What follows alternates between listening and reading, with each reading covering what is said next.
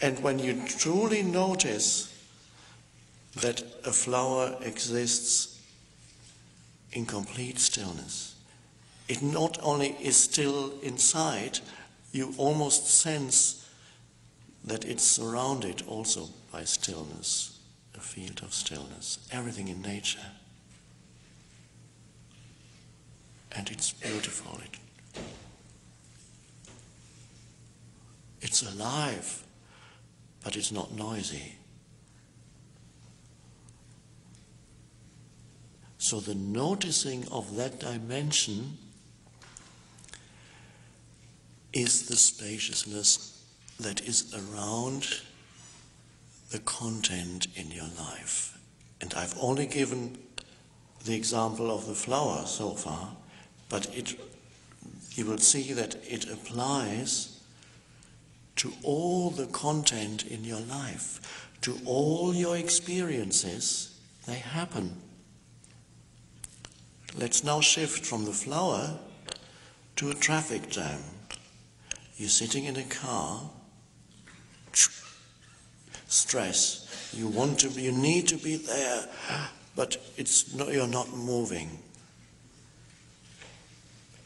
So that is an experience. There's an experience of stopping, no movement. The same spaciousness that is, of course, easier to become aware of when you contemplate a flower, that event that we call the traffic jam, you can also notice that it is surrounded within the spaciousness, because that spaciousness is always the now in which it happens. And how do you find the spaciousness around that event? Simply by allowing that moment to be. The moment you say yes to anything that happens completely, instead of fighting or resisting what is, you become aware of a dimension that is deeper than the event. Next time there's a traffic jam, see what happens when you completely say, right, here I am, the car is not moving, it is as it is. And suddenly there's a stillness around the content.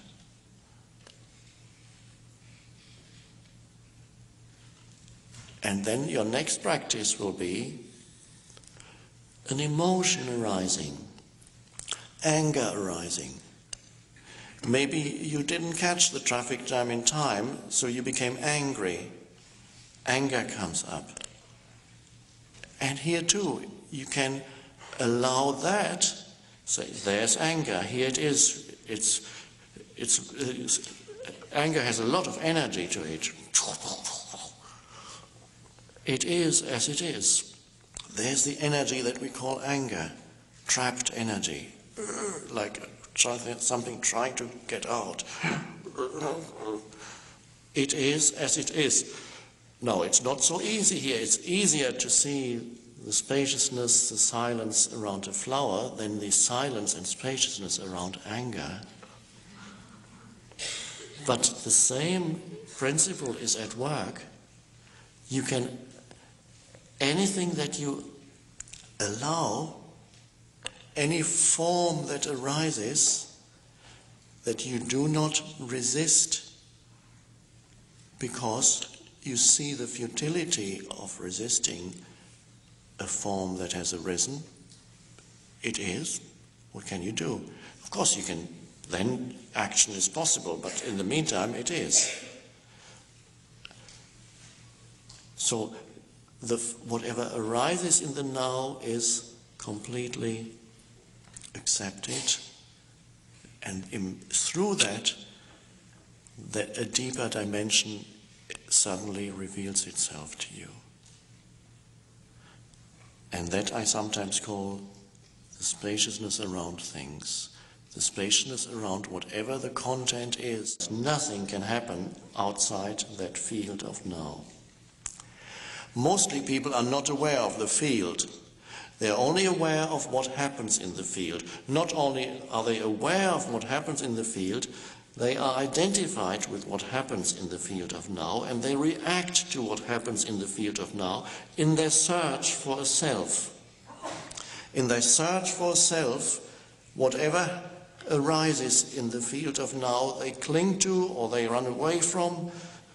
There's an identification with content that happens, and there's complete ignorance of the vastness in which it happens.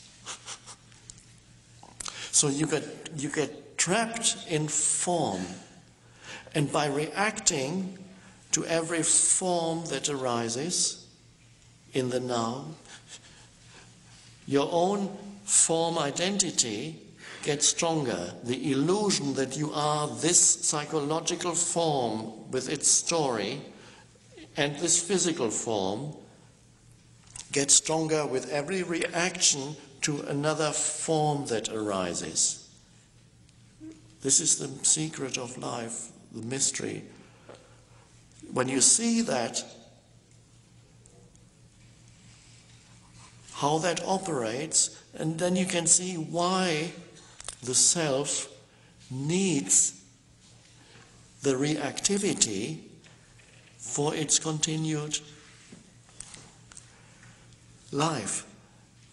It perpetuates itself through reactivity, because every time you react to something, there is a strengthening of your form identity, the psychological sense of me.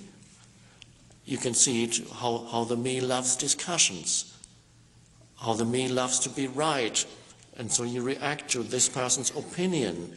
You can, even spiritually, maybe it happened to you this weekend.